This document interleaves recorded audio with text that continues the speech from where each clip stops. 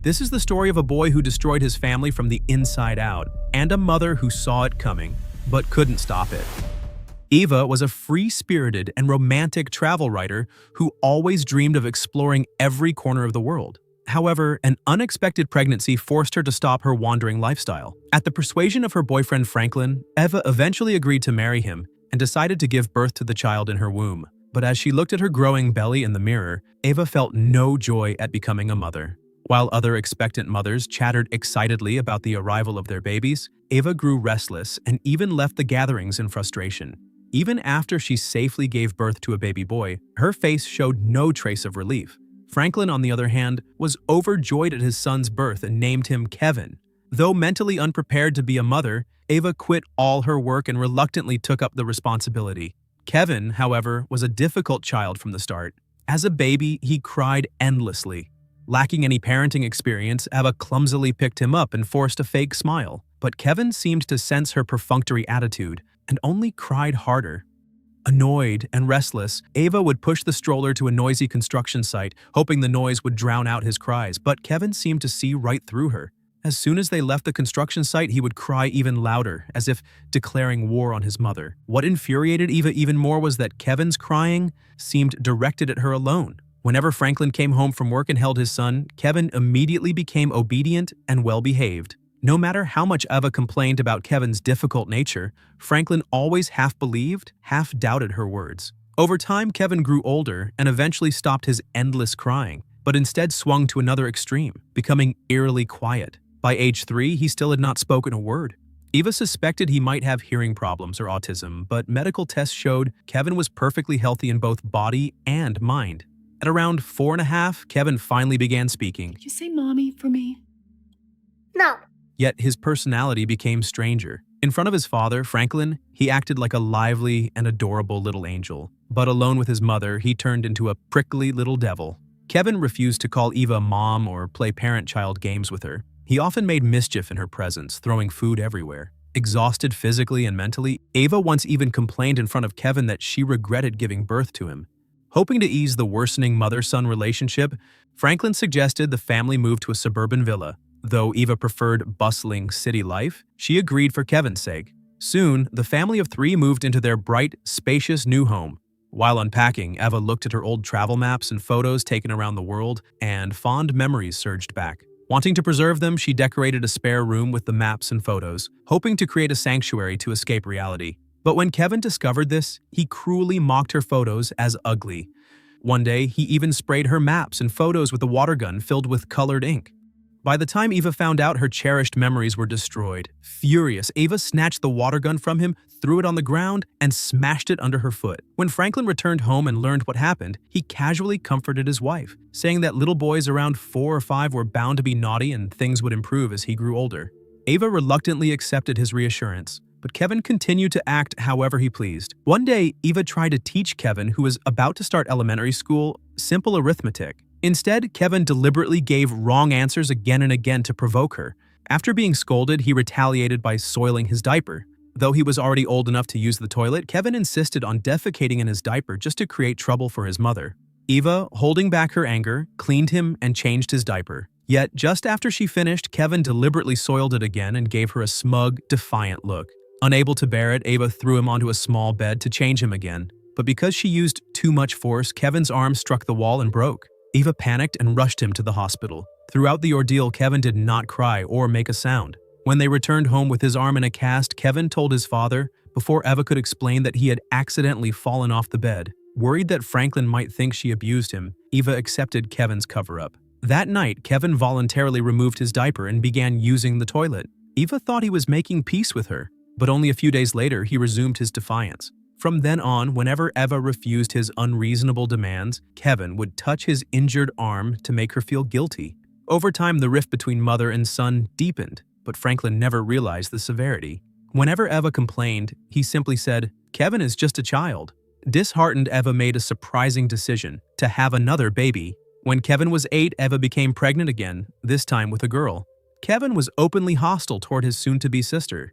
Eva tried to comfort him, saying he would get used to her in time, but Kevin replied with words far beyond his age. Just because you're used to something doesn't mean you like it.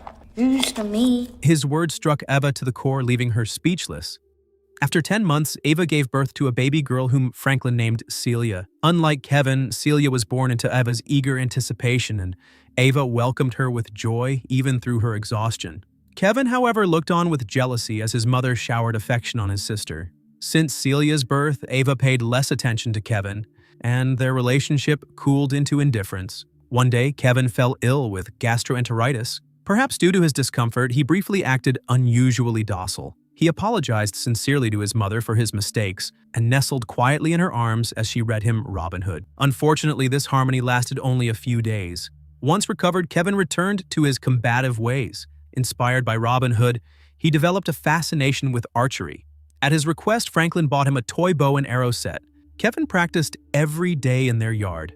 Time flew, and by 16, Kevin had become a skilled archer.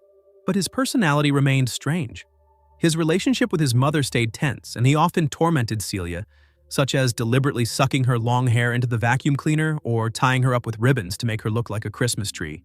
Celia, however, never seemed to mind her brother's pranks. Unlike Kevin's rebellious coldness, she was gentle and kind, almost angelic. Naturally, Eva favored her daughter more, especially after returning to work, leaving Kevin with even less maternal attention. When Eva finally realized this and tried to mend her bond with Kevin, it was already too late. The distance between them was irreparable. Fortunately, Kevin still got along fairly well with his father. On Christmas, Franklin gifted Kevin a real bow and arrows while Eva gave Celia a pet hamster. The next morning, Celia discovered her hamster missing. Franklin and Eva thought it had escaped from its cage, but while washing dishes, Eva found the drain clogged. When she opened the pipe, she was horrified to find the hamster's corpse inside. Through the window, Kevin watched his mother's horrified reaction with a faint smile. Eva immediately realized that Kevin had killed the hamster, but she did not tell young Celia about it. Instead, she quietly disposed of the hamster's body under disturbing circumstances. Since the cleaner was highly corrosive, Eva immediately locked it back in the cabinet after using it. Unexpectedly, that very evening, Celia accidentally knocked over a bottle of drain cleaner that had been left on the table, and she suffered a serious eye injury and permanently lost vision. The injury to her daughter left Eva devastated. Because only Kevin and Celia had been at home when it happened, Eva could not help but suspect that Kevin had secretly taken the cleaner from the cabinet, placed it on the table, and lured his sister into knocking it over, thus causing her injury. Franklin, however, dismissed his wife's suspicions. He even believed that Eva had simply forgotten to put the cleaner away after using it, and was now shifting blame onto the son she disliked in order to avoid responsibility. But Franklin soon changed his mind. He noticed that Kevin was chillingly indifferent to his sister's injury. When Franklin expressed his grief over Celia losing an eye, Kevin casually peeled a lychee and coldly said, "Celia's just gonna have to suck it up." This callous attitude toward family horrified Franklin to his core. For the first time, he began to believe what Eva had said all along. Fearing that Kevin might hurt Celia again, Franklin and Eva no longer allowed the siblings to be alone together. But this was not a long-term solution. The couple secretly agreed that once Kevin's 16th birthday had passed, they would send him to a boarding school. Kevin accidentally overheard their discussion. In that moment, a sense of being abandoned by his family surged through him. He then conceived a terrible, deranged idea. On his 16th birthday, Kevin took the bow and arrows his father had given him, along with a sturdy padlock, to school. During the evening basketball class, he locked the gym doors from the outside, then calmly assembled his bow and arrows and launched a sudden assault on his classmates and teachers. The piercing screams echoed across the campus. Police and parents quickly rushed to the scene.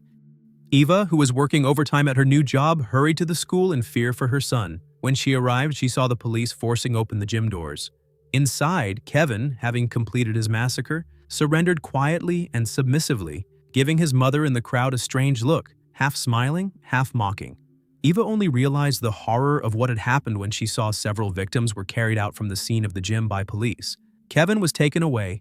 The police told Eva to return home and wait for updates. Distraught, she returned to her house. The place was silent. As if compelled by fate, she walked through the living room into the backyard, only to find her husband and daughter, both fatally attacked, lying dead. The immense grief left Eva's mind blank. She could not comprehend why Kevin would commit such monstrous acts. To compensate the victims' families, Eva sold off her entire fortune, including the villa, and moved alone into a dilapidated wooden cabin. but no amount of money could make up for their loss. The families regarded her as the one who had raised a demon, showering her with abuse and even physical attacks. They splashed red paint over her cabin. Shunned by the entire town and having lost her job because of Kevin's crimes, Eva nonetheless did not flee, nor did she leave the town. Instead, she silently endured everything and eventually found a modest job to support herself. 2 years passed. During those 2 years, Eva visited Kevin in prison every week. In her lonely wooden cabin, she even prepared a room for him, as if he might return home at any moment. She also reflected endlessly. She wondered whether Kevin's rebellious, monstrous nature was the result of her failing to give him enough maternal love. On Kevin's 18th birthday, Eva gathered the courage to ask the question that had haunted her. Why? I used to think I knew. Now I'm not so sure. Eva seemed to understand his meaning. She said nothing more but stepped forward and held her son tightly. Perhaps Kevin did what he did to prove that his mother doesn't love him, but after seeing that she is still visiting him 2 years later, he feels confused. This story comes from the acclaimed 2011 family thriller film We Need to Talk About Kevin. The film, told in an extreme way, depicts the madness of someone starved of love, sending chills down the spine. As viewers, we cannot condone Kevin's demonic thoughts or actions, but the story serves as a warning. When our young children, or even our aging parents, quarrel irrationally with us or deliberately pick fights, our first response may not need to be resistance or retaliation. Instead, perhaps we should ask ourselves, have we given them too little attention and love?